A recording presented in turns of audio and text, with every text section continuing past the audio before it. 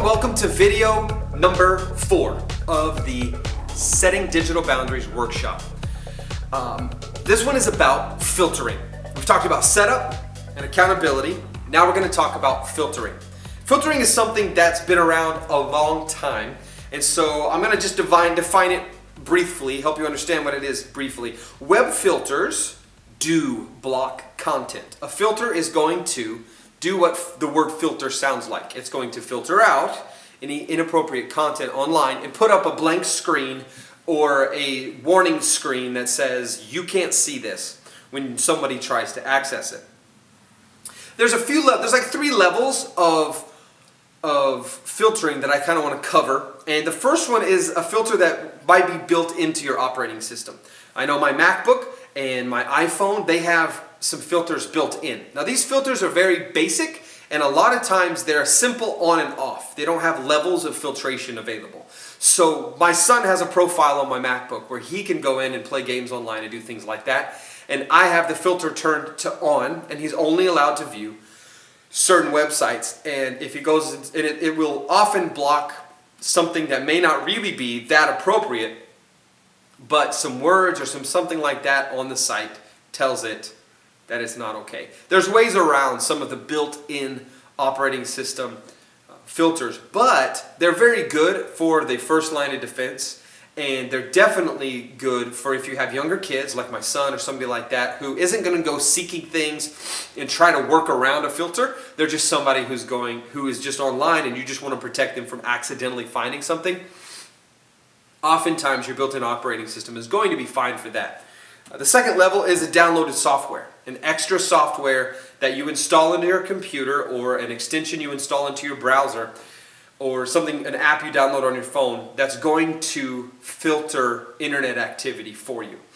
The one we recommend is called Nanny, and it's also at BecauseFamily.org/partnership. If you click through and check out Nanny, it's really neat, because here's something that it does that a lot of other filters do not do. Nanny will guard you even if you use something called a proxy to get to the website. A proxy is a different identity. It puts a different identity on the website that you're trying to view. And so because of that, a lot of filters, they look at the identity of the website through whether it's the metadata or just the IP address or the domain name. They look at the identity of the website and determine whether or not it should be blocked.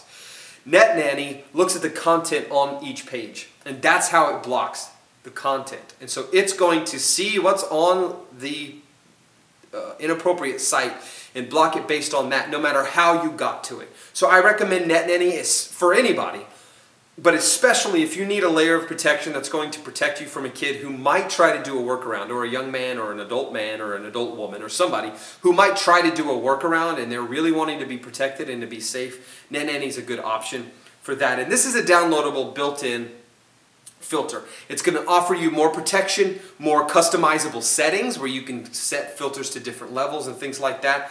And most downloadable filters will do that, and Nanny does that as well. One filter that I recommend for families is called Circle. It's a home internet-wide filter. It's $99. I don't have a way to sell it as an affiliate, but I do recommend it. And you plug it in, and it works through your Wi-Fi, and you connect your devices to that as Wi-Fi, and it will allow you to set up profiles for your family, and then every device is attached to the profile for the person that device belongs to. And so that means anytime it's on your Wi-Fi, it's going to be filtered, and the time limits can be set, and you can pause the internet. You can do a lot of cool things with Circle.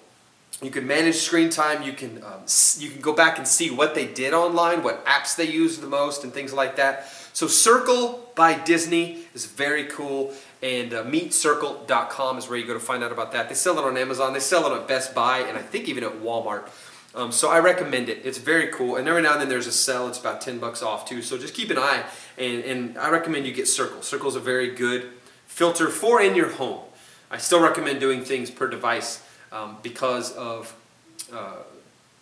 so much of our internet activity is not done in your home anymore. So level 1 was your built-in operating system filter. Level 2 of your filters is a downloaded software or something like Circle that's an actual hardware that's attached to your Wi-Fi. Level 3 is something like Blacklist's or whitelists. There's two reasons you're going to use a blacklist or a whitelist. The first reason is you have young kids and all they need to do is a couple websites. My kids love to do the coding, hour of code websites. They like to program little Star Wars games in those websites. And so because of that, that's one of the sites on their whitelist. So that's all they're able to do is that and a few other websites. So a whitelist is going to allow them only to view the sites in the whitelist. Or it's going to allow, if something is on a filter and it's getting blocked and you don't want it to be, you can add it to your whitelist. Say your kid likes to watch YouTube videos, but it's getting blocked because every now and then one of the related videos, it looks like it might be inappropriate. Maybe it's not really, but it may look like it is. Then you could set YouTube to always be allowed in your whitelist, even with the filter setup. A blacklist is basically websites that you don't want them to access even if it's not going to be blocked by a filter. So say your kid's grounded from Facebook or Instagram or Snapchat or something like that. You can put that app in your blacklist and circle or on their mobile device, or you can block those websites. Say they're not allowed to go to Reddit anymore and read people's complaining about video games or whatever it might be. YouTube, because they spend too much time watching other people play video games and not enough time doing their homework. You can set YouTube or whatever site you want in a blacklist and it's going to block it even though it's not maybe inappropriate. And so that's what blacklists and whitelists are for. And that's for small children like that or somebody who's been in trouble and have seen things you don't want them to see.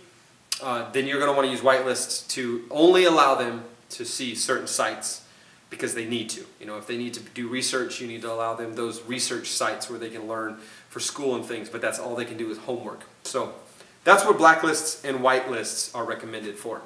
So a web filter will block content, and different levels of web filters will do different things and help you in different ways, from the built-in operating system to the downloaded software like Nanny, or to the to a whitelist or blacklist. There's filters like that that are going to add that layer of protection that is actually blocking and not allowing access to websites that might have inappropriate content. So that's the web filters section of the SAFE plan. And if you have any questions, again, email me at kmichaelprince@gmail.com. I'd love to talk to you about any of the resources I mentioned, or answer any questions you have about what a filter can do. And if I don't know the answer offhand, I will find it and I will send you to the source.